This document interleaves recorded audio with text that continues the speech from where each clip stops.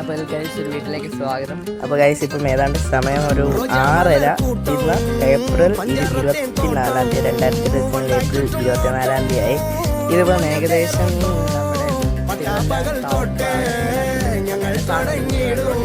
അവിടെ നമ്മൾ രാവിലെ നോക്കിയപ്പോൾ ഒരു 4:30 ആയപ്പോഴത്തേക്ക് ഒരു വലിയൊരു കാട് തന്നെ ഇളകി വീണിട്ടുണ്ട്.